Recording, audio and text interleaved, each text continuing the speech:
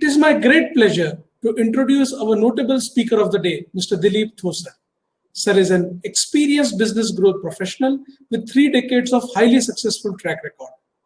Sir is known for his business unit leadership, analytical abilities, and lateral thinking. Sir specializes in developing and executing business strategy, business consulting, and quantitative modeling of business problems. Dilip sir is actively involved in guiding startups, e-commerce management, setting up and running businesses and academics. Currently, sir is mentoring and supporting high-impact tech-based startups and providing seed funding opportunities for some highly promising ones. In the past, Dilip sir was associated with well-known companies like Wipro Infotech, Onward Technologies, Persistent DataView, HCC Infotech, Otis, Exaware Technologies, to name a few. Sir is alumnus of prestigious IIT Kharagpur and IIM Ahmedabad. Now, I would request sir to open the session for our students. Hello and good morning to everyone.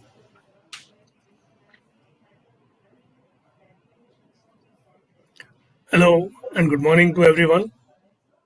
Good morning, sir. Yeah, I'm audible and visible, so I can begin. Absolutely, sir.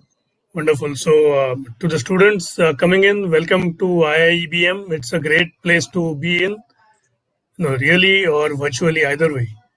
As I'm sure you'll agree with me in the coming 1 or 2 years as your course gets over. I'm today going to introduce just one subject to you, which is pretty close and near and dear to my heart. It's the technology which is coming in and which is pervading literally everything in our life, personal life and our business life. Today I'm going to talk a little bit about the business impact of technology and how upcoming MBA must involve himself or herself heavily into technology, immerse himself or herself into technology to be a great business person. As all MBAs go, I'm going to use a PowerPoint presentation to begin the show.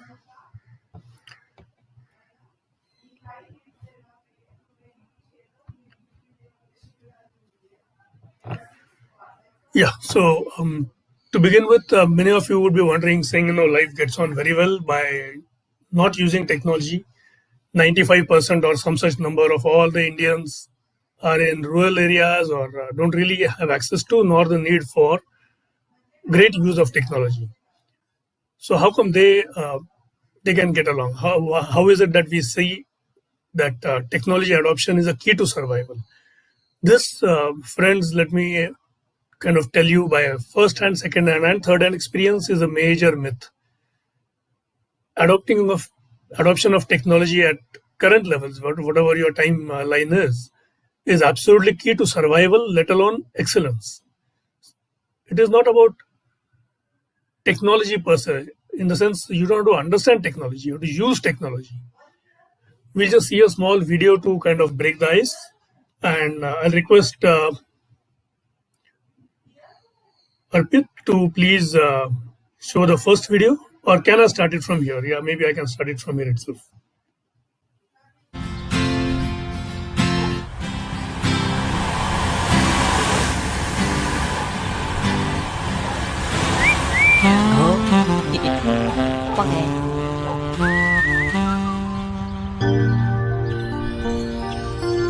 Oh.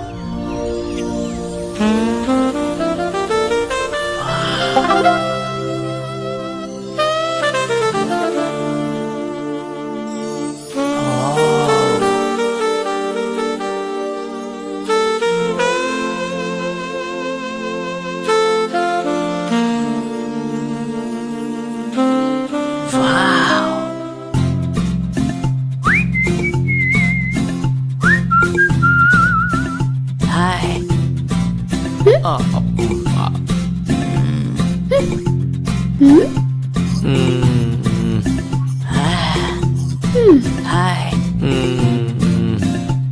Stupid.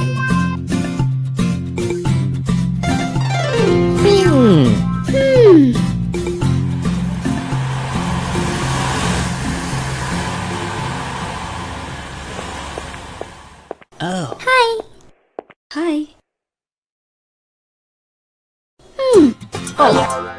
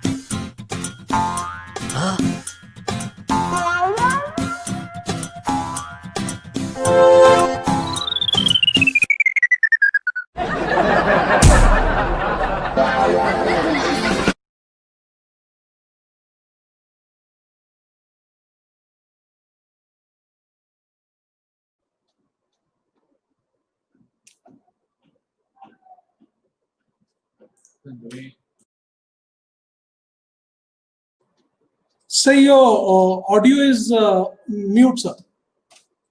Oh, yes, it went mute. So I'm hoping you enjoyed the video and got the moral of the story, irrespective of your profession. Adoption of technology at current levels is a must. This actually is a 10-year-old award-winning video from a contest held in a training session on animation in Hyderabad. Should give credit to it. I have just taken a small piece of that to QED the point. Beyond this, I'll just show you a couple of more professional applications of technology. Here's one about Tesco. Tesco is a international marketplace. It's like Big Bazaar or whatever, but on an international scale. And it entered Korea a few years ago, and it wasn't able to make much of a headway till they realized something and used technology to use that realization to effect what I'm going to show you in the video. And they reached the position of number 1 or number 2, on and off, in Korea within 2 years of starting this technology. Let me just show you the technology in brief.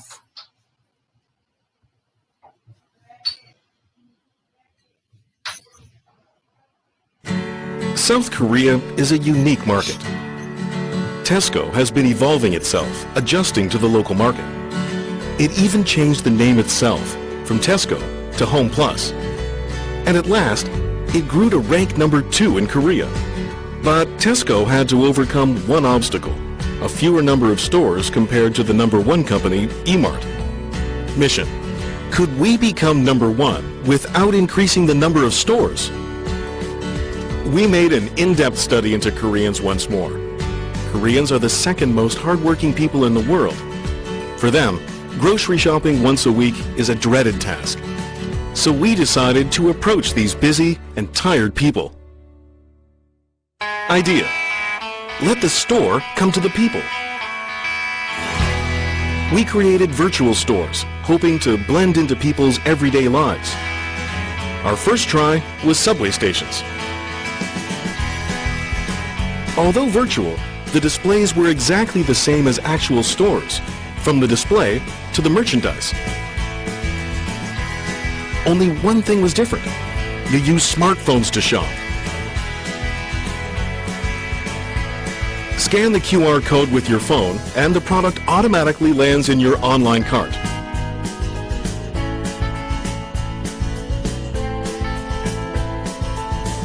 When the online purchase is done, it will be delivered to your door right after you get home.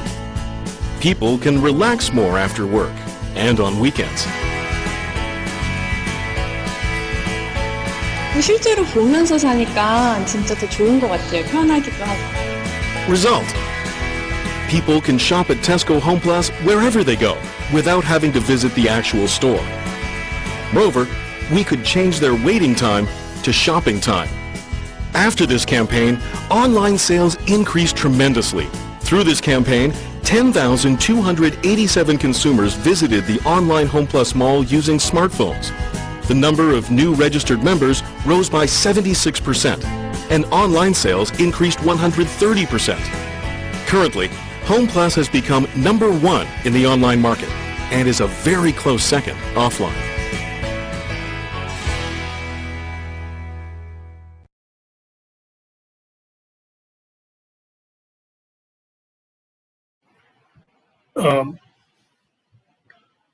I guess it was a pretty self-explanatory video. This is many years old, actually 2 or 3 years old, maybe more. So if you look at the current level technologies, they're like far ahead. And remember one thing, that these technologies are being used by simple marketing people like you and me, or MBAs like you and me, and not even MBAs, general business people like you and me, put together in an organizational way that it impacts the whole business of customer service so heavily. Yeah, it can make a company number one just with this one small initiative. I'll show you another video on what I consider a god of all retail, Amazon.com. Some time ago, they were already leading the market, and they realized that there was one problem which, if they could kind of resolve, would lead to them getting a big edge over the competition, and also more number of customers coming in, more number of customers being serviced with much less time and much less effort on part of the customer himself or herself. Yeah, and this was the auto checkout facility. There, I've been mentoring a couple of startups about a year ago, 2 years ago, who are trying to do this in India too, where you walk into a superstore, you don't stand in a queue there, you just pick what you want. There's a system which figures out what you're doing, what you're taking, what you're not taking. One of the things it does is makes your bill up. So as you're leaving, your checkout is automatic. You don't have to stand in a queue and do things, you just walk away. If possible, if you permit it, the bill will be debited to your credit or debit card as you have permitted. And you can just walk out of the store with your goods, whatever selected goods that you have with it.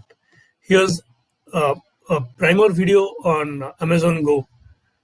The technology is about 2 years old, and today I think it's even more mature than what is being shown in the video. Here goes.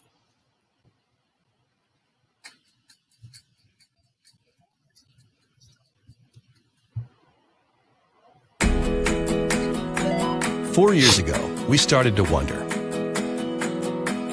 what would shopping look like if you could walk into a store, grab what you want, and just go?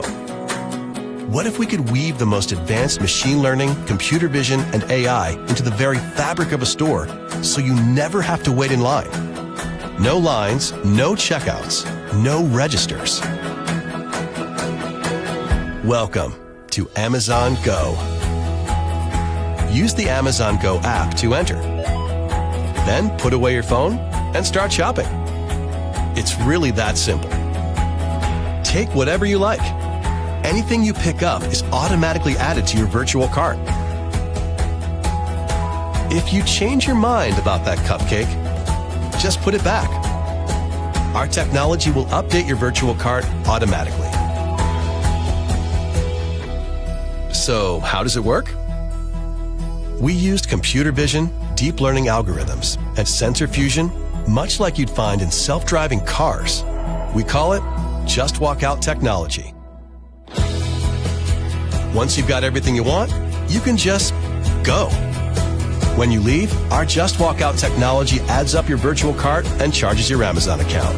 Your receipt is sent straight to the app, and you can keep going. Amazon Go. No lines, no checkout. No, seriously.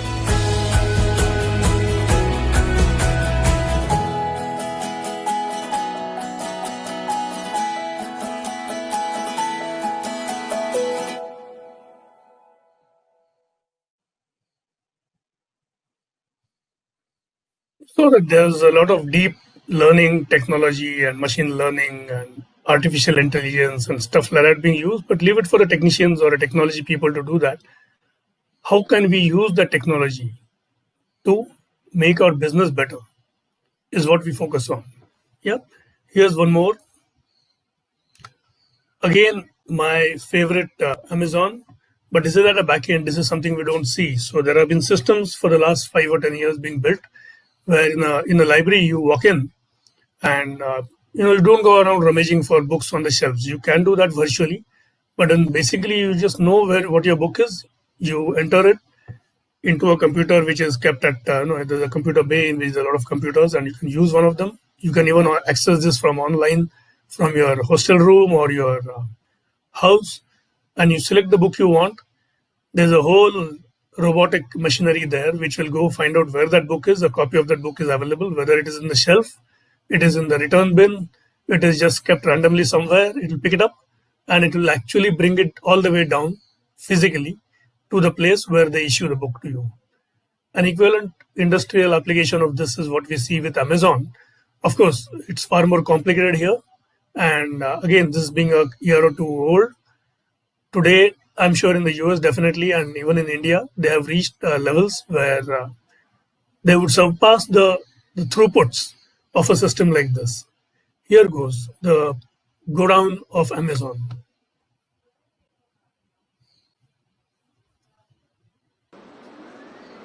Meet Amazon's newest holiday workers, the Kiva robots.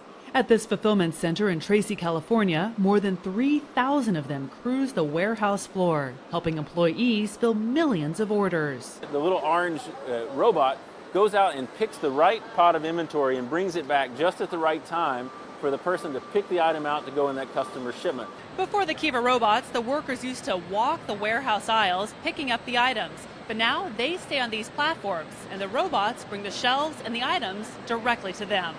The 320-pound robots can lift up to 750 pounds. They have motion sensors to detect objects in their way and can travel between 3 and 4 miles per hour. Amazon says the robot's small footprint allows it to squeeze in 50% more inventory into this warehouse, which is the size of 59 football fields.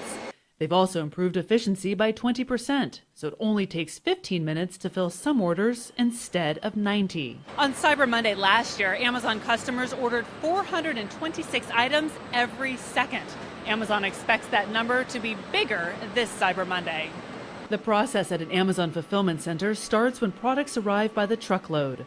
The items are sent up to one of the 4 floors where Kiva robots operate. In this new generation fulfillment center, we have associates who are taking products off the carts and putting them onto the shelves that are moved by our Kiva robots. A worker finds a space to stock the item on one of the moving shelves. It doesn't matter if there are paper towels next to board games, just as long as the robots know where to find it among the 21 million items. Then the robots wait to retrieve the item when someone places an order. From there, items are hand-picked and whisked away on miles of conveyor belts to be sorted, packed, and shipped. There's even a robot that folds the shipping boxes. While some may worry about robots taking jobs away from humans, Amazon insists that is not their intention. You're going to see there's 4,000 people working in this building, even with all the automation that's in place here. That's because our focus on automation is about helping people do their jobs, not replacing people. So far, 10 of the 50 Amazon fulfillment centers in the United States have integrated the Kiva robots. In Tracy, California, I'm Kara Suboy, CNET.com for CBS News.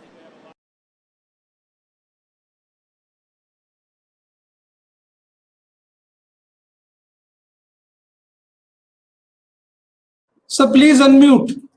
So please unmute. Oh yeah, thanks Arpit for reminding me that I keep shutting it off and then I have to switch it on again. Well, everybody's learning technology, so am I. So I hope this gave you an idea of where technology is going and is already there. It's for us to use it as a corporation, as an individual, as an organization that we belong to or are part of. I remember a 15 to 20-year-old story where I was in Ahmedabad and doing dealer sales for Wipro, selling PCs through dealers, which was anathema. They said dealers can't, dealers are unpad gawar log hai. So they can't sell PCs. The PCs are like computers, they're high-tech equipment. This is 20 years ago, remember. And we took it as a challenge, saying that no, we'll put up a dealer network and actually sell a lot of PCs through dealers. In Ahmedabad, we had a dealer. I'm not sure if I should name him, but well, I'm going to say all good things about him. Might as well name him. A pair of brothers, wonderful pair of brothers, Nimish and Manish Hansoti of SK Computers. First, we had put the dealerships as A class for Bombay, Delhi, Madras, the metropolitan cities basically, and B class for Ahmedabad. And he was very unhappy about it. He promised to fulfill whatever targets we set him as long as we make him a A class dealer. So he did that, and we did that too. On a particular quarter, he was supposed to achieve a sales of 75 lakhs by normal targets and by extended targets of 1 crore so that he could become a A-class dealer. He achieved that turnover and actually exceeded it by a few crores. A week after that, he came in, a very cute, very native kind of Guju accented person. He comes into the office, barging in, and it's a small office, so we're all looking at him saying, what happened? And he says, Tanveer, who was our dealer sales executive, who's a VP with Accenture now, said, Tanveer, ye MAZ kya hota hai? We're all pretty confused now. We're kind of really wanting to figure out what this mystery is going to end with. Tanveer himself was flabbergasted. He said, what MAZ? He said, yeah, you guys keep saying MAZ, so I've been selling a lot of PCs with that MAZ, knowledge of that MAZ. But now somebody is asking me what exactly is it, so I need to answer. Still we are at a loss. What is MAZ? He pulls out our brochure and thrusts it in front of our face, saying, listen, look at this. You're saying 8 MAZ, 10 MAZ, 12 MAZ, CPU power. We are talking of PC XTs of 1990s. Remember that? Late 1990s. Then we realized what he was talking of was megahertz. So the guy didn't know what megahertz was. All he knew was it was something to do with the power of the machine. So the more the MAZ, the more is the power of the machine. And that's how he used to sell. And he achieved 1 crore plus when his target was 75 lakhs. This is the kind of things that we need to do as marketing guys. We need to use technology, not know what the in-depth details of the technology are. We don't need to sit here and program and code IoT devices and sensors and write Python programs to do the needful. We need to use those as an organization, whether we are HR people or finance people or marketing people. We got to use this technology. Yeah, there's a lot of stories I have about Nimish Bhai, Manish Bhai, our favorite duo 20 years ago. I still remember the names and faces very well. I'll switch to another thing called the VUCA. Can we get the slideshow on here?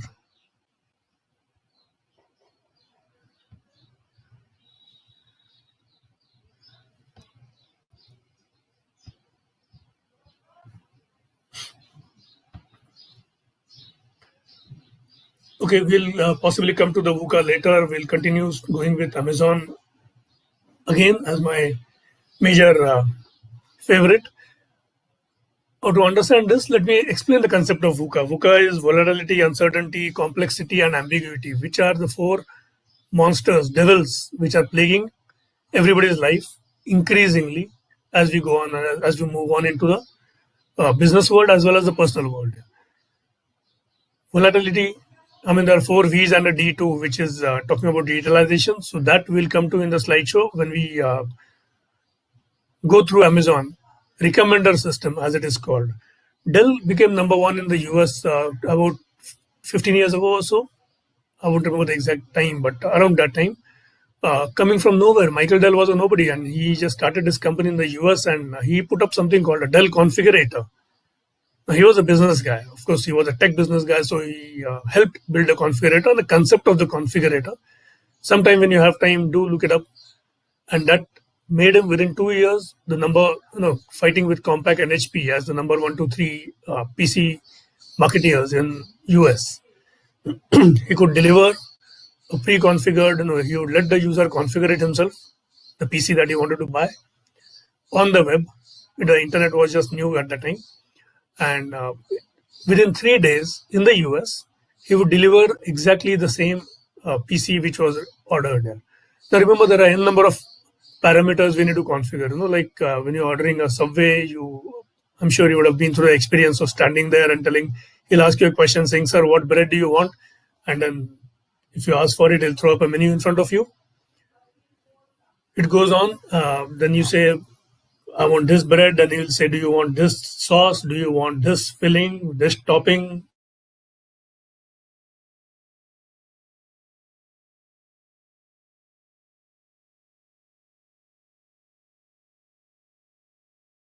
To his demand, but we do it in real time. So we can't say that, okay, so you send me the requirement and I'll send it the Subway sandwich to you by day after tomorrow. That doesn't help. Likewise, in the PC market, it used to take something like 15-20 days for Compaq, HPA, IBM, and other people in the US to deliver those PCs. And then again, they would be suboptimal. They would not really fit in the requirements of the customer as he wanted it. He wanted a XYZ drive, but he got a EBC drive. He wanted a 14-inch monitor, but a rectangular one. Then he got a square one. All kinds of things would happen. And customers were not too happy, and Dell came out with a magnificent thing. He just said, okay, I'll show you all the options on the web. You select the option.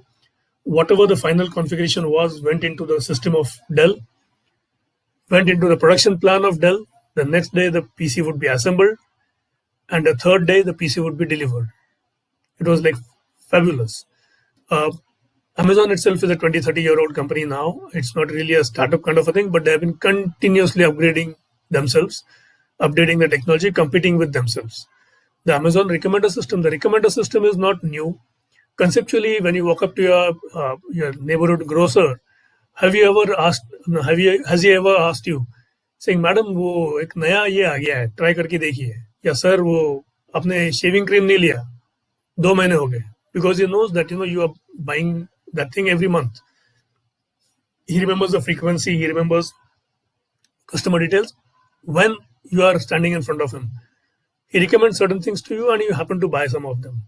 Amazon just put up the much more sophisticated model of this on their website. I'm sure many of you have gone to Amazon and bought a lot of things from there. I'm sure some of you have been upsold, as it is called in marketing, upselling and cross-selling, and you have bought things which you didn't really set out to buy. You bought something bigger, better, or maybe more expensive, or you bought something else which was associated with this in some way. This Amazon recommender system, we'll just run through a few screenshots. I mean, it's just too amazing a system, and there's just too many complications to it, which we can study in a marketing analytics class in the MBA if required. But let us just go through what this fantastic technology system. Underneath, it's fantastic and it's very difficult for us to understand. But up there, this is what every user around in the world sees, right, happening, and then he buys. It is said about 10 years ago, I read a report which said Amazon upselling and cross-selling using this recommender system has got it 30% of its sales have come from this recommender purchases that customer did because they were recommended to him or her by the Amazon recommender. So here goes. Let's go to the next slide. I've just in the morning today, I just sat there and entered oxygen mask or oxygen cylinder as a product, logged in, entered that, and then this is what I see on the screen. Along with the details of the products that are displayed, I didn't display that here. That is expected. Here it is. Today's deals. Now, why is he recommending these particular products? I'm sure Amazon, with its millions of transactions per day, tens of millions of transactions per day, millions of SKUs, that is specific different items on sale for them, will have a huge list of what they would like to recommend to me or what today's deals are. But I see only 5 or 6 of those products in front of me, and they are the most probable ones that I'm going to buy. How does Amazon know that these are the products they should show me so that I'll land up buying with a very high probability? Inspired by my wish list. So in my wish list, I had put in 1 or 2 products, and inspired by that. What does inspired mean? It means the other products which are like this product in terms of my wanting to buy those products. Recommended items other customers buy again, which means I bought some items and other customers also bought the same items, and then they bought something else after that. Now Amazon is recommending that to me, saying if those customers bought X and later on they went and bought Y, there's a good chance that their profile is like my profile, and therefore I will also go and land up buying Y if I have bought X.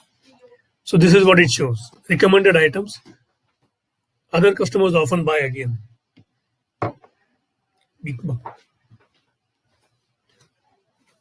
On every product, at every possible place, it can kind of put that in. They give you customer feedback, and they take customer feedback from you. They take feedback from you even if you're not a customer. If you're an authenticated customer, your feedback is shown as that of a verified customer, as they call it, so that people who land up tomorrow like, I'm wanting to buy this product, I'm going to see those recommendations, I'm going to see those customer reviews, I'm going to see them in quantitative numbers, like, I'm seeing 3 or 4 stars.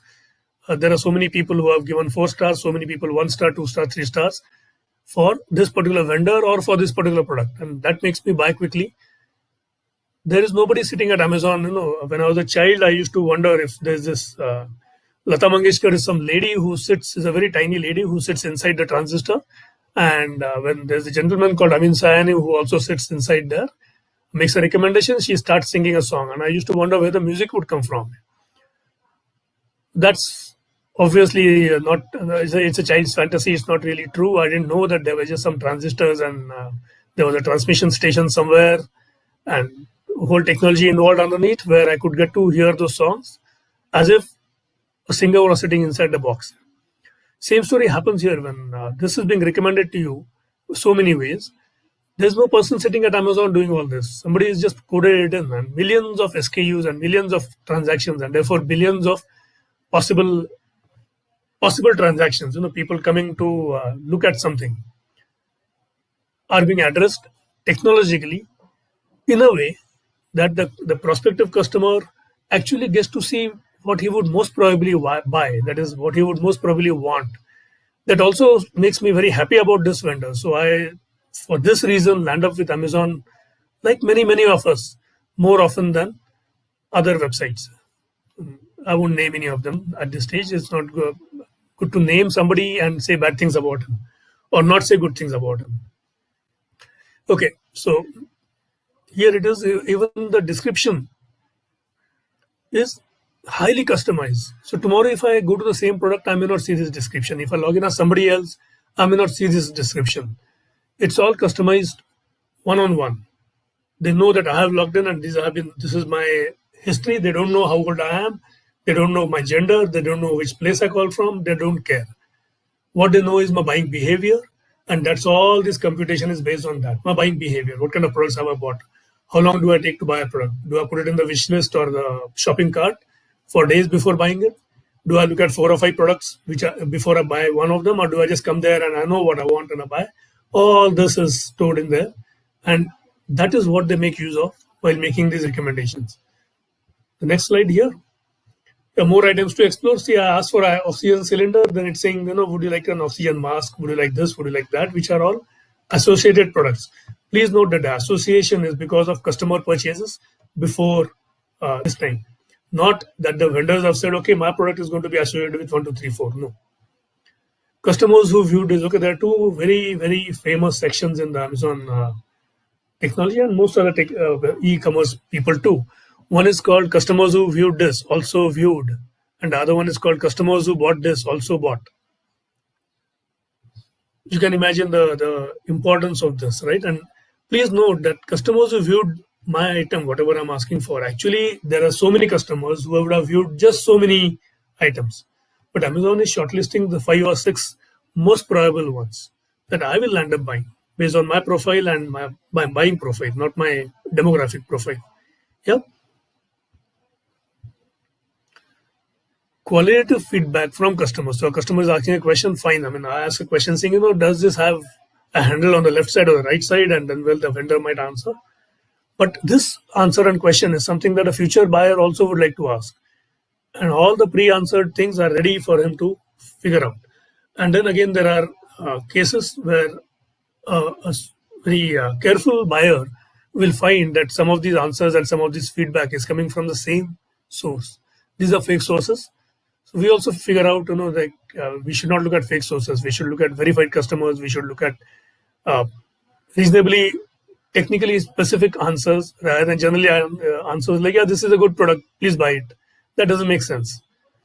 And this is what Amazon provides. There are just too many other things Amazon provides. Sponsored products is one thing. We'll not delve into that. We discuss customer reviews. With all that, let's look at a few things that Amazon has as its stats on the internet. I'm talking of Amazon International, not necessarily India. 9 out of 10 consumers price check a product on Amazon. If you want to buy something, you do land up going to Amazon and checking out how expensive it is. Some of us believe that at times, some kind of products we must buy from the physical store near us. But we should ensure that we get it at the cheapest price, even from that guy. Right, so we would like to have the physical warranty, the physical services that local guy gives us, but we would like to have the price that Amazon gives us. And Amazon, or at least somewhere close to that. And Amazon is polled by so many customers, of which only 10% land up not buying from Amazon. 9 out of 10. Well, there are some more stats given there. I'm not going to dwell on that. Amazon is simply great. So this is that VUCA I was talking about, and the 4 Vs. Now, everything is going digital. Business is going digital. How many of you are aware of a software called Excel, MS Excel, and how many of you put your hands onto it, done some simple preliminary work on it? If you haven't, be warned, let that be your first item on the bucket list, the top item on your bucket list now. The first thing you do in your life is go learn Excel, without which an MBA or an engineer is helpless in today's world. PowerPoint and MS Word can stay, but Excel is a must. So to figure out the formula in Excel, to figure out the maths in Excel, yeah, you have to go underneath somewhere. But then Excel is also very nice. It gives us functions which we can use without getting into too much intricacies of the technology or the maths involved underneath. Why am I saying that? Why am I trying to sell Bill Gates or Microsoft or trying to make him richer than what he is already? No, I'm not doing such thing. I'm just saying that people like me find that Excel is not just a valuable tool, it's almost an essential survival kit. It's an oxygen mask in case of any small or big problem that I face in professional life. Why is that so? One thing is that everything is going digital. All problems are solved digitally first, and then possibly again, some of them we bring back to physical life and solve the problems in physical life. The volume of this digital data is increasing hugely. I have a separate set of slides and things like that which show these increases. But we all know, right? I still remember when I started my business 20 years ago, I had a 11.4, listen carefully, 11.4 kbps link with BSNL. While every other company, including the big companies, had a 4 kbps link. I had an email ID, I had a fax number, and of course I had a telephone number. 11.4 was like, wow, people used to really say, how could you afford that kind of technology, and do you really need it? Do you really use it? I'm sure most of you are laughing because now 11.5 Mbps is no great shakes today. Everybody has a 20 Mbps, 50 Mbps link at home on which the data that you are looking at is in gigabytes, and often terabytes in business terms, whereas it used to be many hundred kilobytes, which was huge those days, 20 years ago. The volume is exponentially increasing of data that we handle and we have to handle. The variety is increasing. Those days we used to get the worst nightmarish thing that we used to get on the email was a table with rows and columns. But today on the fly, you send across maps and images and all kinds of complicated objects to people, and they have the software to interpret it back into something meaningful to them. I'm sure most of you use Google Maps. You'll be very, very familiar with the complication. If at all you ever got to wonder what are the complication underneath which enabled such beautiful and easy to use user interface to you. The variety is increasing. The kind of data that we want to handle and the encapsulations, the bigger and bigger encapsulations which make meaning to us. Just saying 5 is meaningless, or saying 5 and some 10 million numbers is meaningless, but then to move them into an image with color and maybe motion, makes it meaningful to us. The velocity is increasing. Can you imagine how much data have you consumed? You all have 1.5 Gbps, sorry, gigabytes limit for downloading on your phone from whatever vendor you go to, right? I mean, 1 Gbps per day, sorry, 1 gigabyte per day is like everybody has it. Every small Tom, Dick, and Harry has it. 1 gigabytes was possibly the limit of what a small company would have once upon a time.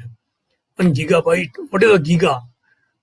People know. They knew mega was some big, so it must be 1,000 or something. But what is a giga? Nobody knew. And then, well, velocity is also increasing, and then the amount of data. 15 years ago, there were about 8 hours of video recording uploaded on YouTube every minute. Today, it's about 40 hours of, I might be obsolete on this. This is a few weeks old data, but over 40 hours of video recording gets uploaded on YouTube every second today. That's the velocity at which data is flowing left, right, center, and a lot of you are downloading that upload and seeing it and modifying something. And what with the COVID happening, and that is spiked, the amount of information flowing up and down on the internet, the velocity at which it flows.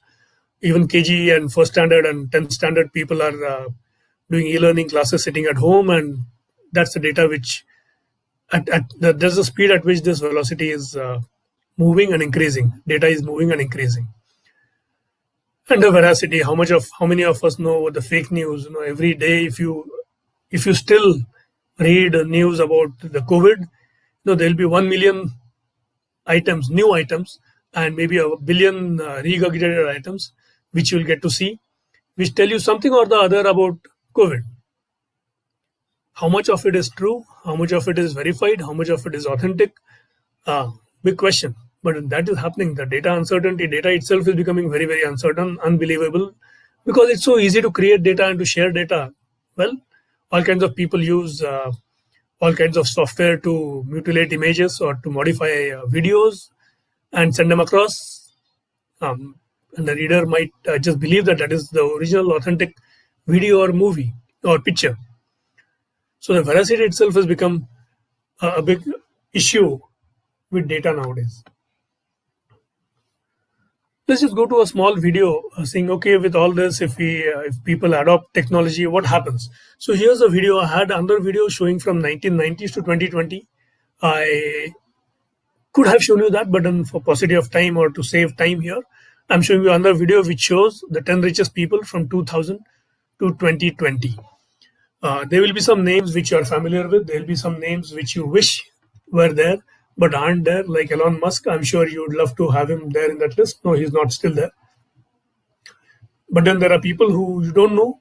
And just after the video, maybe quickly, I'll give you a synopsis of who those people are. I will pause this video time and again, just so that you can kind of read through it in good time.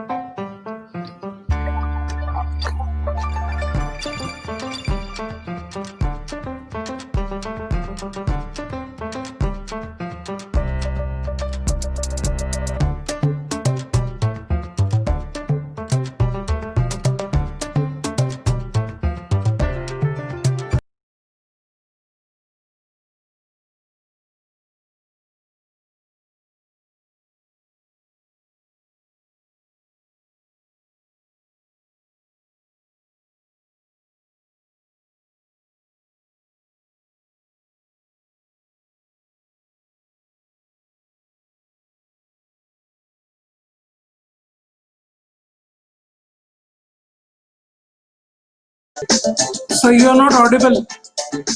You are not audible. Oh, I'm sorry, I was not audible there. I shut off the audio to make the video sound audible to you. Okay, so I was just telling you about Bill Gates. He's been the number one, as the video shows, for many, many years. Warren Buffett is an investor. I'm sure we all know his name and his fame too. Karl Albrecht, okay, Prince Al-Walid bin Talal Al Saud is a Gulf prince, obviously.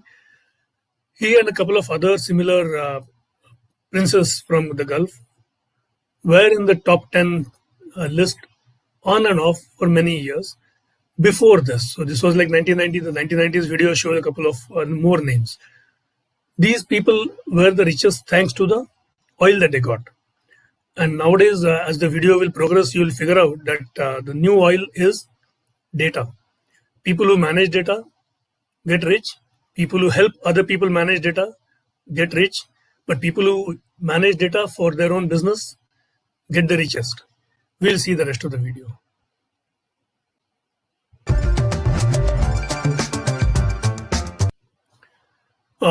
The other names that you see, they are either from the press. Something went wrong here. The video went off. I'll file it again.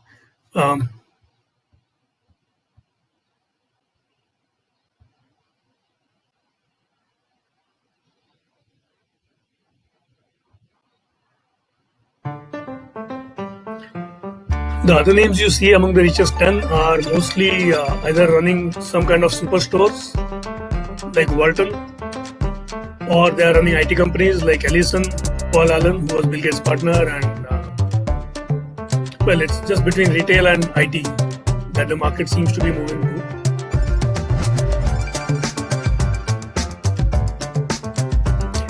Our old dear Lakshmi Mittal, sitting in the UK but an Indian.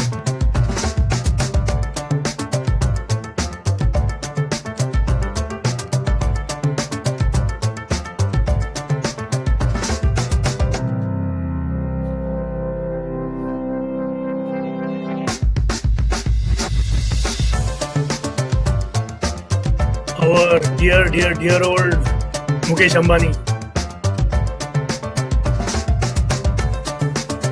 moving from Reliance Industries Limited, that he's still there, and that's oil based to IT based.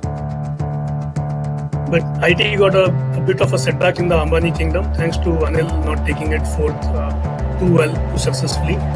But now with Jio coming in, I'm sure it will drive up Mukesh Bhai up there close to the top. Wait for the next year's video.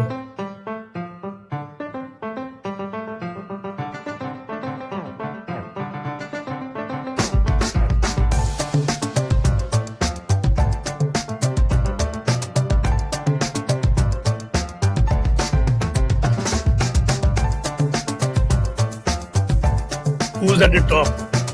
He reached there a couple of years ago. A few years ago, I should say now.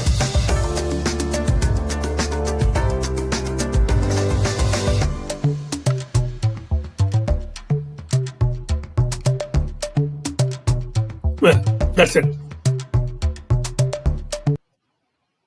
Let me go to the last display.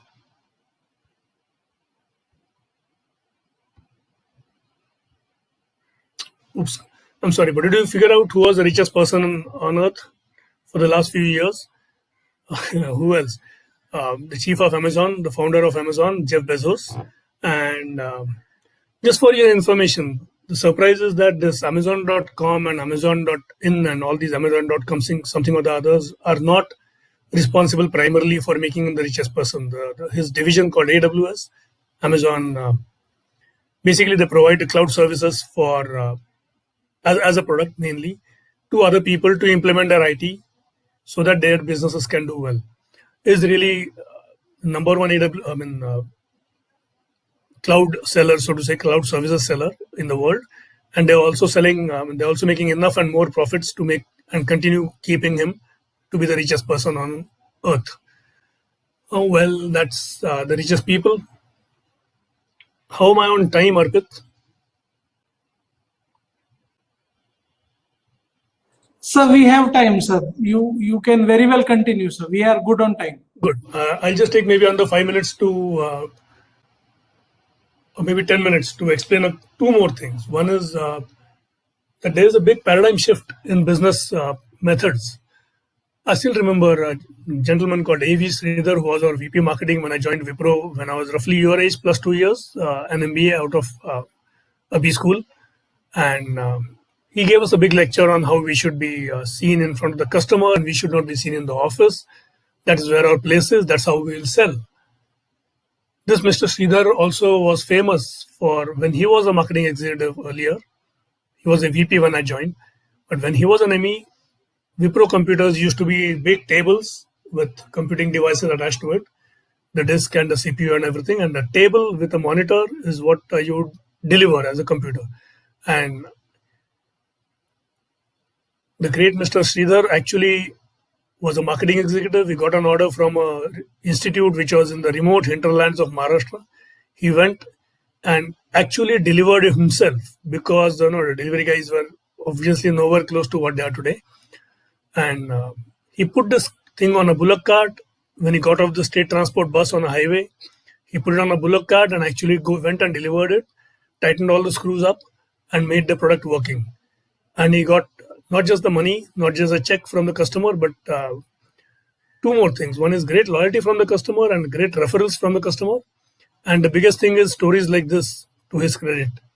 Yeah, those were the days when these things got you great applause.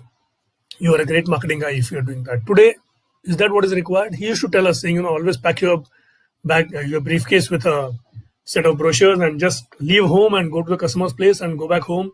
Why are you required in the office unless you are coming to deliver some orders or checks, or to get trained and do some upgradation yourself, or maybe for the weekend review meets and things like that? No more. Today, what sells? Do you sell products like this? Would you be able to sell at scale that you want or your organization wants to sell them? No, you have to use systems like Amazon's recommender systems and Dell's configurators and all kinds of such technology-based paradigms to not only sell but also deliver your products, get customer feedback.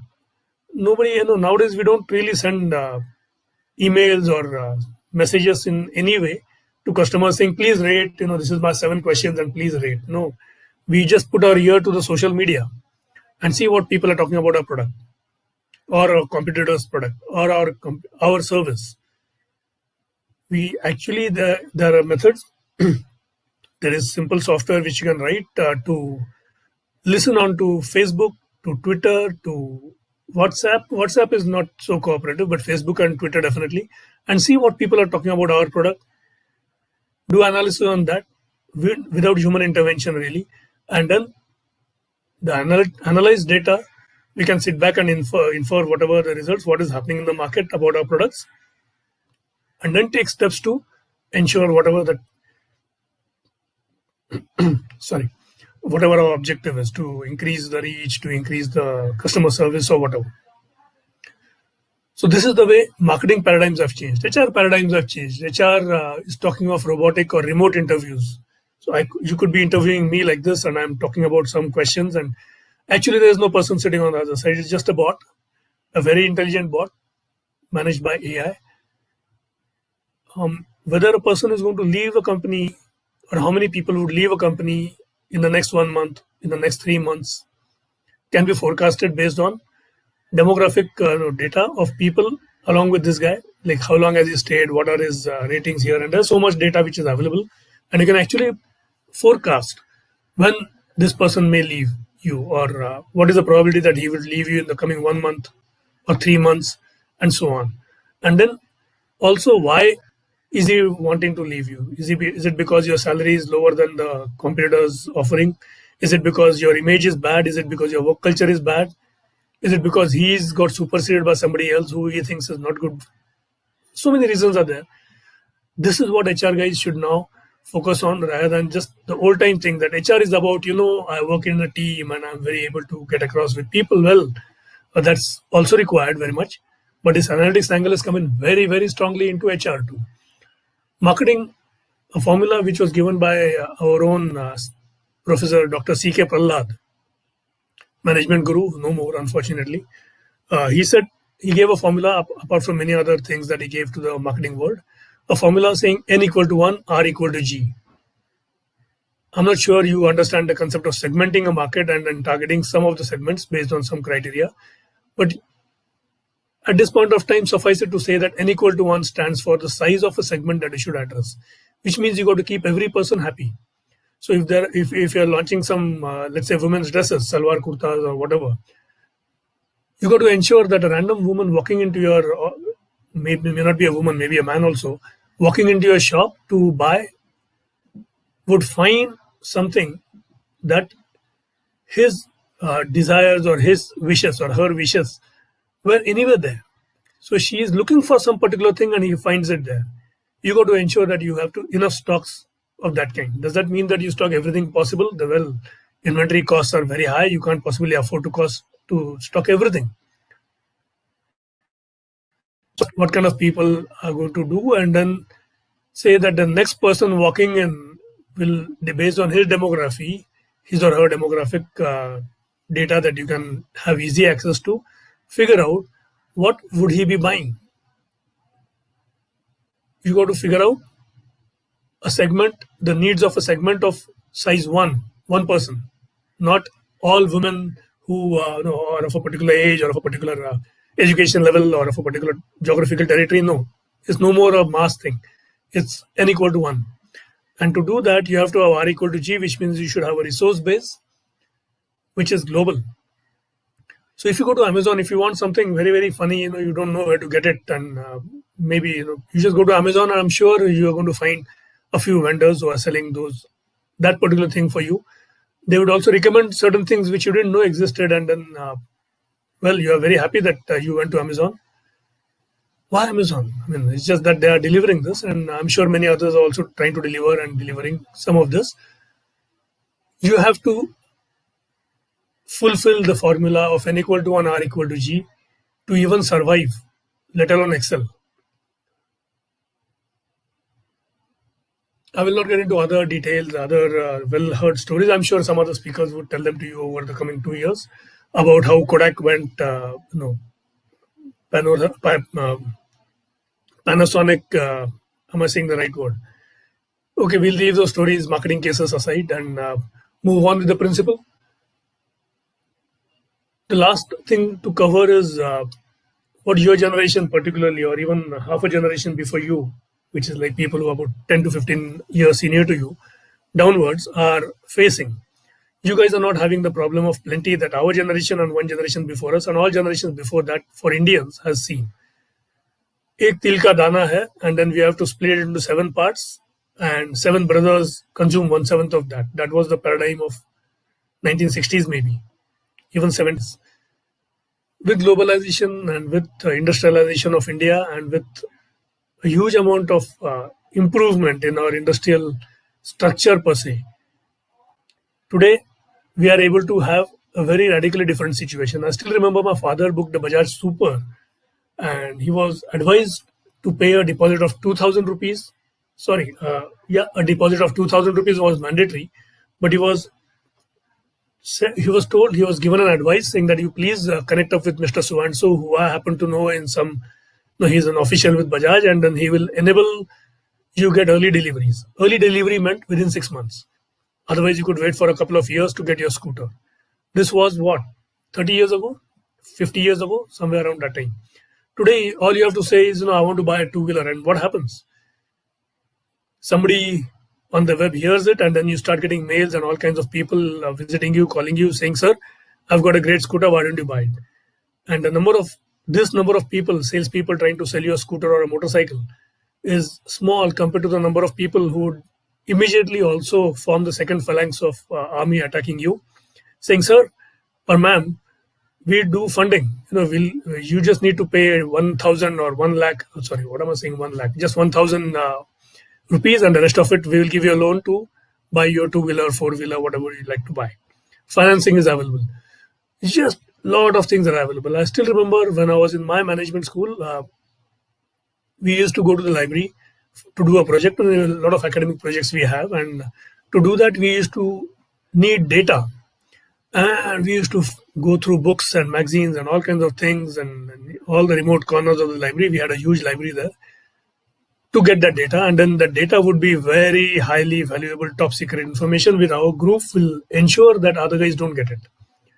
Today, when you do your MBA projects, I'm sure in the coming 2 years you'll do a lot of them.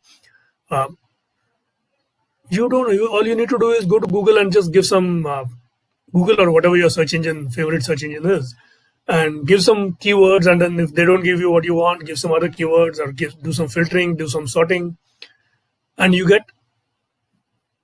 Is your problem solved? No, you get not just the answer, but a million answers. And now your problem has become the problem of plenty. You don't know which motorcycle to buy. Those days, somebody wanting to buy a car had three options. If you are in the west of India, you buy a standard, a Fiat. If you are in the South India, you buy a standard. If you are in North or East India, you buy a ambassador. And that's it. There are no cars. Or if you are very rich, then yeah, you import one. But importing was very, very rare. Very difficult to import cars. Today, you want to buy a car, there's a dime a dozen cars of all kinds of things and with variations and variants available to you. And then the problem is not that you don't have a car to buy, a car like the one that you wanted, but then you are just too many and you have to choose from them. This decision making is the biggest bane. And well, analytics helps you solve that to some extent. And doing that MBA for 2 years, I'm sure will equip you with a lot of power, techniques, methods of taking decisions, which is what you will do lifelong post then. First, you have been taking decisions for somebody else has been taking them for you for the last maybe 20 years. Now you will start taking them for yourself. Few years later, maybe a decade later, you're a father or a mother at home, and then you're a boss of a small team in the office, and then you'll be taking decisions for those children or your juniors. And then it goes on, and then you will reach a certain point in life where you are taking decisions for a lot of people, on behalf of a lot of people, and decisions that impact a lot of people. So you have to be very careful about those decisions, how you take them. They can't be taken saying, I've got gray hair, so I'll tell you what the decision is. Those days have gone by. We have huge technology available to you, giving you options and also giving you methods to choose those options from. Right? So welcome to technology. And I would kind of wrap up my monologue here and switch over to a dialogue with you guys. Do ask all the questions you want through Arpit sir.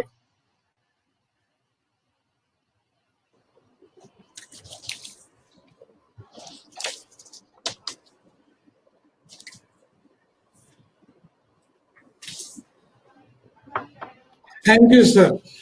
I have listed some of the questions that my students are willing to know answers from you. Sir, the first question goes like this. Automation is reducing the human intervention or jobs. How can one still stay relevant with a management degree? Wonderful question. I think it's a question of the day, question of the year, question of the, a decade definitely. It's a wonderful question. It's a question from a student from Durgapur. I'm impressed. I'm sure many other students also have the same question in their minds. And the student from Durgapur, so to say, has really asked a very relevant question here. Let me try to answer it in one way. Always remember that, even me, I have some limited point of views and limited experiences. I'm going to answer this question based on that. We discussed the concept of VUCA, right? Everything is changing and the change is accelerating. It's maddening. You don't know what's what. There are a billion options. This is the problem I was talking about, the problems of plenty. There was a way things used to be done, and your grandfathers and so on had the luxury of saying, this is how it was done for the last 20 years. Obviously, this is how we should do it. No more. Saying even the educators, saying, look at IIBM, would they have dreamt 2 years ago of moving on to a web-based induction program? Unimaginable. I've attended 2 of their programs like this, and it was wonderful, but then it was physical. And then suddenly COVID comes in, lockdowns come in, and the person in Durgapur that put this question up, I don't know if and when he will be able to come to Pune, he or she will be able to come to Pune to attend classes in IIBM. So what does IIBM do? One thing is they can get confused. Anyone. We can get confused and we can wonder, saying, kya karna chahiye? One guy is saying, put on a mask. The other guy is saying, mask is all useless. There's no point. One guy is saying, go the Sweden way. Everybody gets infected and everybody gets immune. Other guy is saying something else. He's saying, no, you step out of your house and you're dead. Kya karna chahiye? The simple thing is, one thing is sure, what happened yesterday may not happen tomorrow. Very, very remote chance the same thing will repeat tomorrow, right? So you got to keep your eyes and ears open to what is happening in the short frame of time. We had 3 or 4 months of this COVID business very strongly with us, in the public domain. I'm not talking of immunology experts or pharmaceutical companies.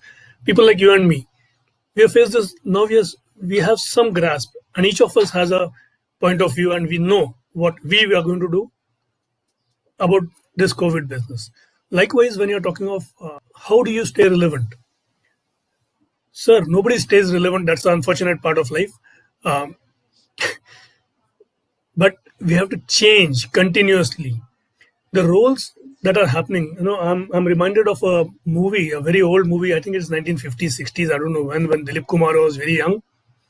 Bless his soul. And he starred in that movie. I forget the name. Arpit, I don't know if you're able to tell me that. Please help me out. In which he is a rural Tanga. Naya Daur, yes. Yeah, so Naya Daur is काफी पुराना है, but it continues to be continuously Naya.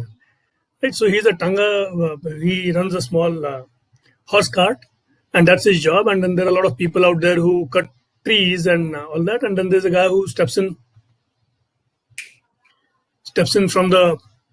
from somewhere else, and he sets up a big factory to cut all the logs. And then there's a bus which comes in. So your for the first camera time. is off. I'm sorry.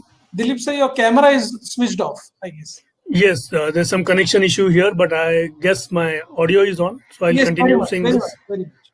Yeah. So he fights for all these guys who are going to be displaced by that factory and by the bus, because his business is going to go obsolete. In a bus for 2 rupees, you'll get to move a distance. 2 rupees, maybe I'm quoting too high a price. Those days, 2 rupees was a lot of value, but at a price which is much lesser than what he used to charge. And then also the convenience of a bus is far better than the convenience of a horse-driven small little carriage in a rural surrounding. Today we look back and say, come on. I mean, can't he just see this small little thing? What do you think should he have done? Well, I'm in a small crowd, I could have asked this question and wanting the students to answer back. I'm sure a lot of you are saying that, sir, he should have applied to be the bus driver. Yeah, that's what we should be doing. There was a time, let's say my generation or even Arpit's generation, if you wish, where you pick up your briefcase and get out. Arpit and I have made some sales calls in the company that we work together with to faraway places in Delhi and all kinds of funny things, doing cold calls and 7 cold calls a day in a city like Bombay, despite the travel things, and we pride ourselves on it. Today is irrelevant.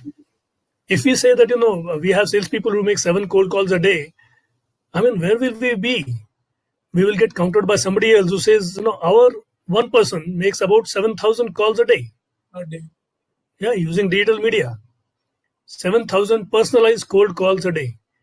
And then the machine has software which qualifies the responses and then takes it on to the second step.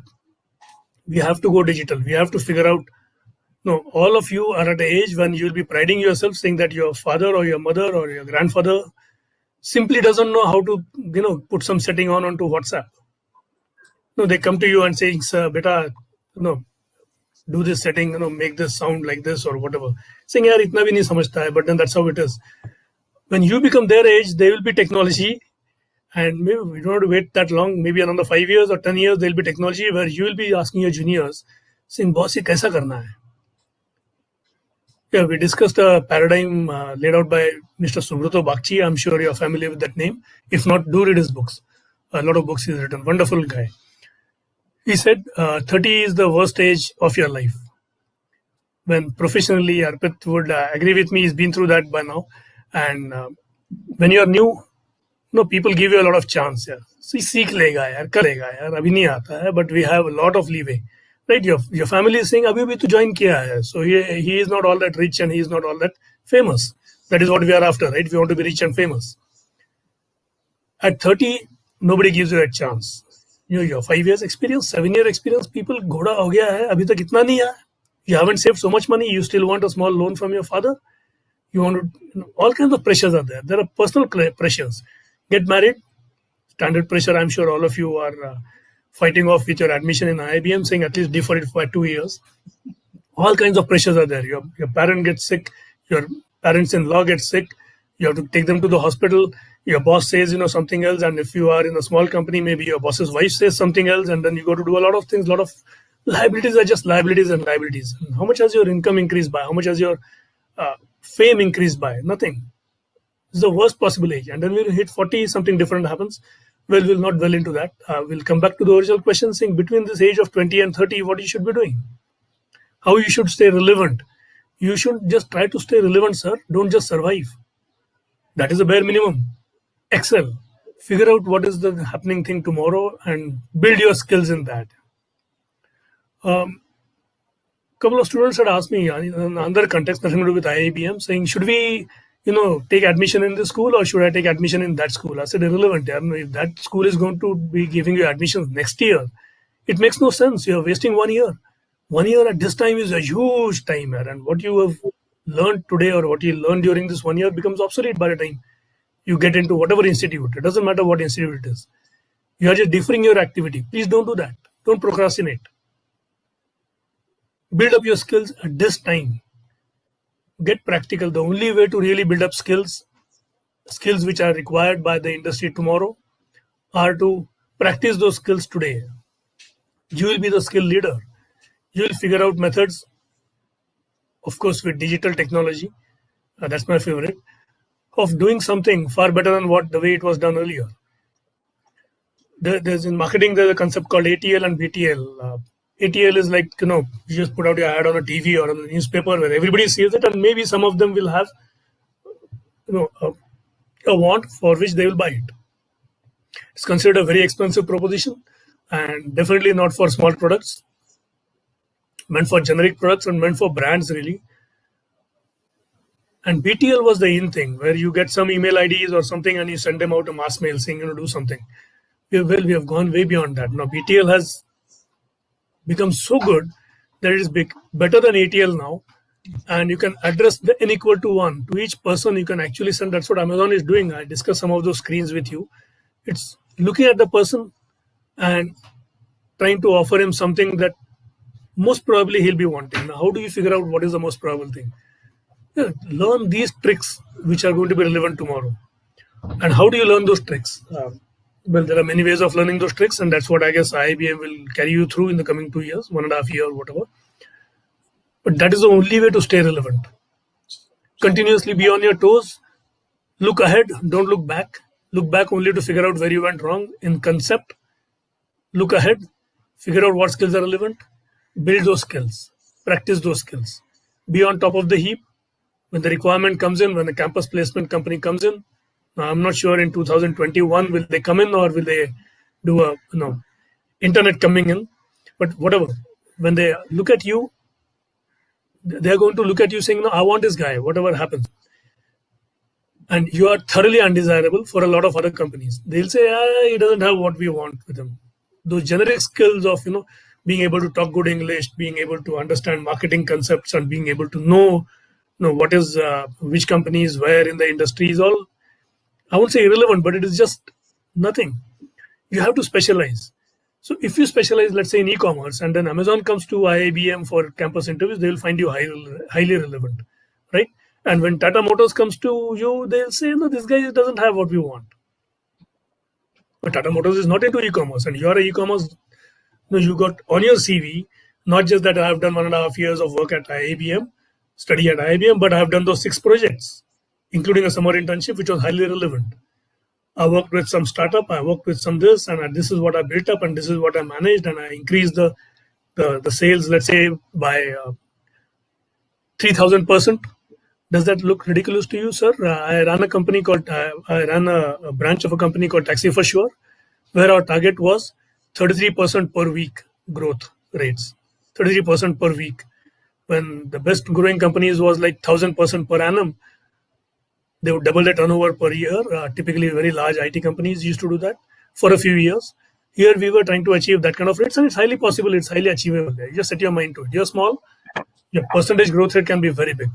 So learn those tricks.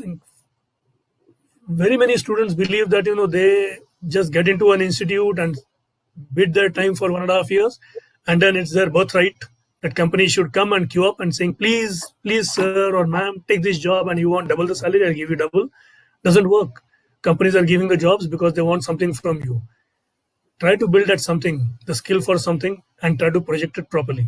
That's the only way to stay relevant, especially at turbulent times like this. Sir, I'm not sure, Arpit, if that answers the question. sir, it very clearly answers. I'm sure they have understood what is required, and these are the basic ingredients, I'm sure, will make them saleable. And your finesse has not at all changed. I must agree. At the end, I will tell my students that how we both are associated.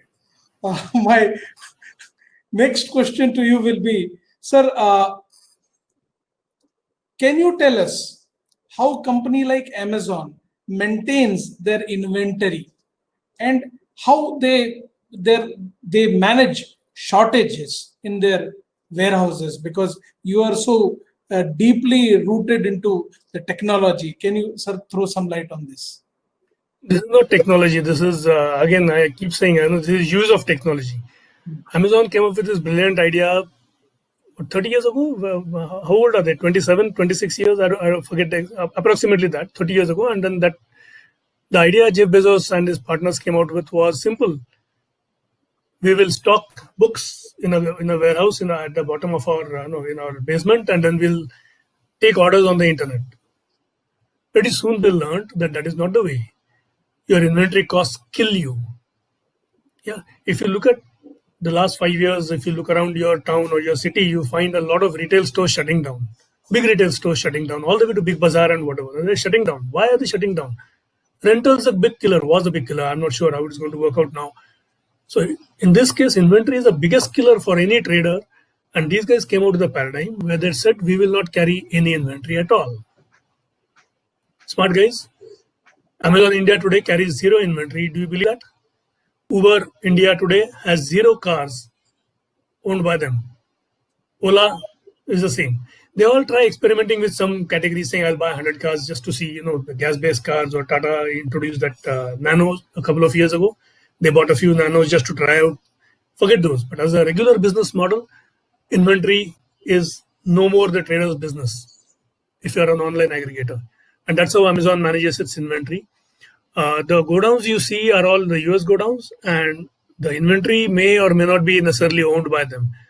There are good practices Amazon has put in, including in India, the kind of packaging that they mandate that the user, the vendor must do, are absolutely a mandatory part of the Amazon way of doing things. And so users are pretty happy with things. They get things, bubble wrap paper or whatever, that kind of nice packaging. So inventory management is more in terms of telling their vendors how they should move inventory, and not the other way around. Sir, the next thing that I would ask you is, how can employability go hand in hand with technology?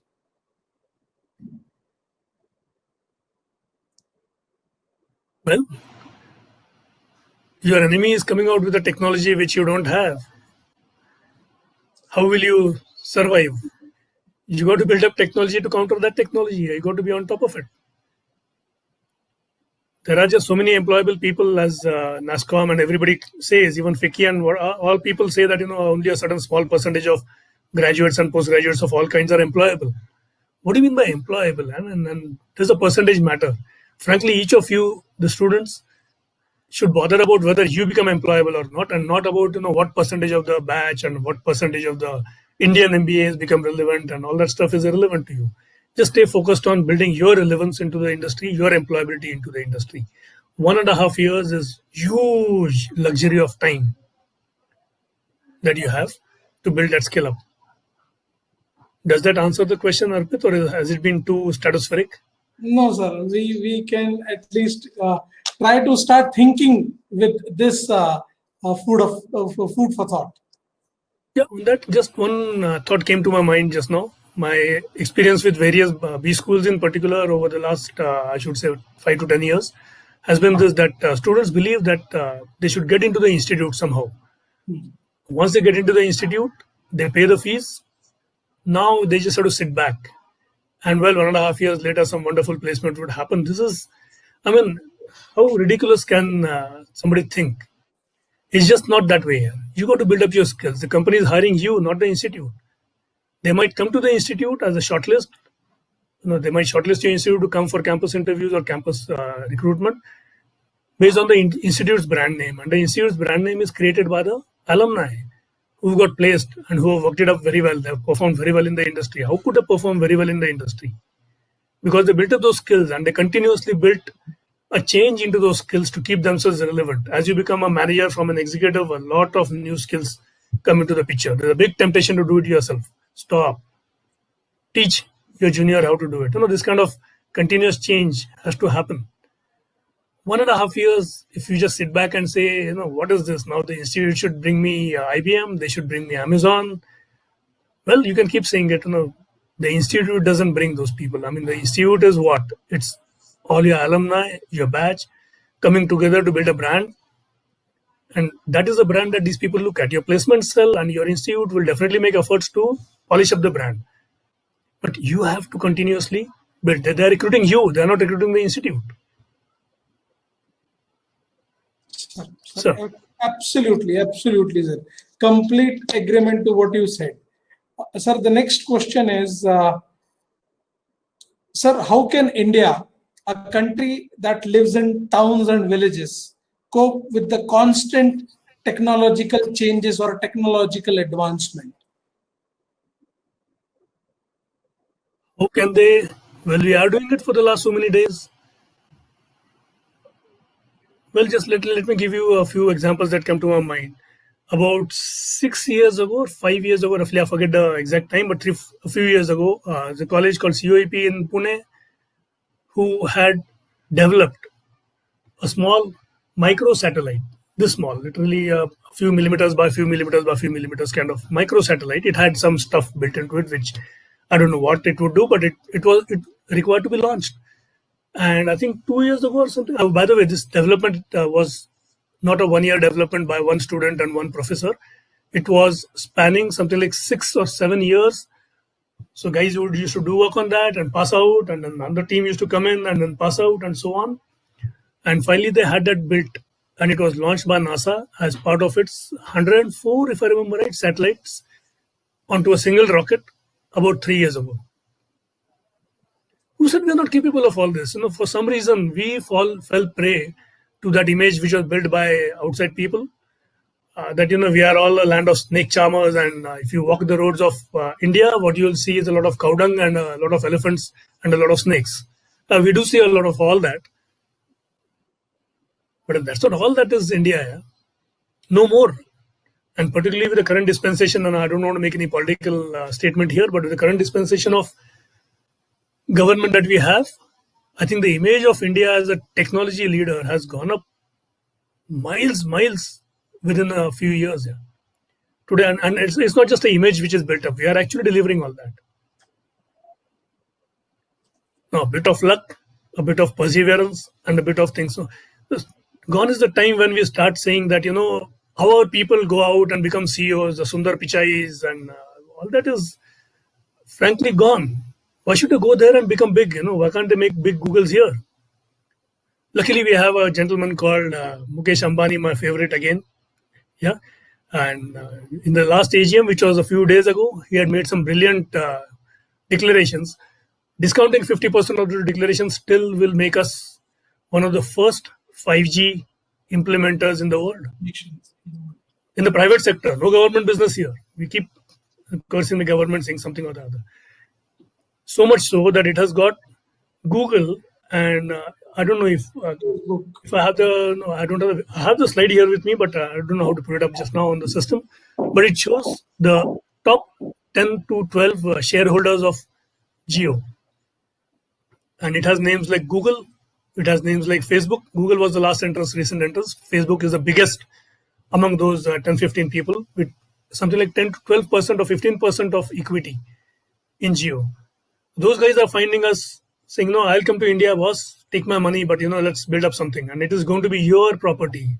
Unlike what we have in IT sector particularly, or even in mechanical, auto and other sectors. We build a design and the design is owned by somebody out there, and we just do the Godagiri, the labor work for that, and then the IP belongs to somebody else there. This is not much different from what we used to do pre-independence. We used to grow the cotton, sell the cotton to Manchester, and the Manchester mills would make the lungis and the dhotis and then sell it back to us at, God knows, 50 times the price. Those days are gone. Today, that's why I'm saying that, we are not technology guys, we are not building technology, but we have to use technology. And the technology guys, poor guys, they don't have the kind of management thinking to be able to sell that technology or to be able to deliver the technology to India and to the world. That is what we should focus on. Sir, I will take this as a last question. Sure. And, sir, the question goes like this: how the world will change post COVID-19, in your perspective? This has the same answer as does God exist? I don't know how it will change. Frankly, nobody knows. We can only make our guesses, educated guesses, so to say. We call our guesses educated guesses and the other guys' guesses as hawa mein teer maar raha hai. But some trends are pretty, I think they're going to stay here. One thing is that the work from home thing is not going to build up so much. That's what industry leaders do say. See if you can get hold of a few Manish Malhotra's, Manish Malhotra, no, I'm sorry, that's the wrong name. Manish what? How am I forgetting his name? Anyway, Team Lee's chief of Team Lee's, brilliant speaker, fantastic analyst, and a great achiever. Team Lee's is the second largest employer of people after the Indian Railways, in India at least. Yeah, the world might be slightly lower, but do look up his things. So, listening to the forecasts of such people and our own fantasies and our own experiences from earlier life, I might be tempted to say that if it's a question from a student who's doing an MBA now, in that context, the following changes would happen there. The amount of digital content of earning an MBA and getting placed and working after that is going to increase stupendously. It's no more, I can speak English very well, I can sell you a product. And interview questions like, sell me this ball pen are going to be laughed at. They might be, sell me this ball pen over the net. And what it means is, the answer is like, the same answer as earlier. It is a marketing principles. Is saying, figure out who's that guy. I've asked this question to a lot of students and a lot of executives to say, okay, so sell me this ball pen. And without exception, everybody has been saying, sir, this is like some fantastic ink and it has got gold tip pen. Well, it's not nonsense are you giving me here? It's a 5 rupee pen that I can go out and buy for 5 rupees. The only correct answer I got from one of the students is saying, sir, खरीद लो ना, ले लो ना sir, 5 रुपए का सवाल है, मेरे job का सवाल है. I have to give a right answer at an interview. Please buy. I think that was one of the most correct answers I ever got. The other correct answer obviously was, sir, your pen will run out now of ink sometime or the other. ये इसको ले लो. कोई खास नहीं है, 5 rupees का pen है. I mean, 5 rupees is no big deal. Just buy it. No, it makes a lot of difference to me. So selling methods, person-to-person selling methods, continue, but with a huge digital mechanism. There may not be a person actually saying this. There might be a bot sitting there and saying, sir, kharid lo na, sir. Yeah, and then you are the person who is managing that bot. So this kind of digitalization is going to get a quantum jump. I mean, it has been increasing, all right, but this is going to be a quantum jump in every which way, every walk of life, particularly professional life. People who are doing HR, I was very happy, Arpit, let me share this with you. 2 of your students sent me a LinkedIn request. I said, who are these? I looked up the profile and I found them IIBM students 2020 to 2022. I said, oh my God, so they're going to kind of see me tomorrow. I mean, today. And I accepted both the requests and this is what they should be doing. I mean, right. So just sending me a request and me accepting it doesn't make any sense for them. They got to make use of all this. Absolutely. Not just me, but many others, right? There's a digital media which is sitting there and there's a lot of assets. Make use of all those digital media. Learn how to do that. That is one thing which will majorly be in fashion. yeah, this thing that, I like your face and I like you is no more there. The human is sitting at a much higher level. That work, the actual communication work, is being done by computers to computers. One extreme example of this is a story which we talk about. Is Arpit is a broker and I am a broker. We are share brokers. It just happens that one day my software, which is algorithmic trading, sells 1,000 shares of some particular company to Arpit, or maybe 1 million shares. And Arpit's not buying it. Arpit's bot, sitting in his computer doing algorithmic trading, is buying it. What are Arpit and I doing? And thereby we do this kind of transactions and I make $1 million rupees a day on the average by doing this kind of transactions. What exactly am I doing? Am I sitting on the computer doing things? No. I'm sitting in Goa, sipping on a glass of Feni, enjoying life, watching the beautiful sea beach and the sea coast, right? And while I'm doing that, my bank balance has gone up by $1 million rupees. Now, of course, there's under philosophical, sociological question about what is the value of money going to be in the near future. We'll leave that for a side because that is about 10 to 12 years from now. We will not talk about it. But this is the kind of thing that you should do. And there are, of course, some people who will keep cursing the new ways and saying that, this is not how it is supposed to be. Yeah, the guy doesn't meet me. Why do I need to meet him? I'm just sending him a mail, a quotation, and he's sending me the thing back and whatever. So these two people who apparently are registered themselves as HR students. So I was very happy that HR is going digital, at least among your students. This thing that is what we should really do here. That is one trend which is coming up heavily. Digitalization of everything. So people who are familiar or who get familiar with how to manage the digital world, or manage the world the digital way, are going to be up there, and the others are going to be down there. That's one major change that looks very, very imminent. Absolutely, sir. With this, we bring the session to end. Thank you, sir, for your willingness to share your experience and self with our students. Together, thank you very much. Together, we are making us young community the bright professionals of tomorrow. Thank you once again. And I'm confident and I'm looking forward to your association with the Institute and guiding these students in the workshop mode too. Definitely. And I would love to meet you and the students someday, like we are meeting right now too. And I'm not sure, digitally, physically, whichever way. And wish all the students the very best. You have taken a great decision and have qualified to join IIBM.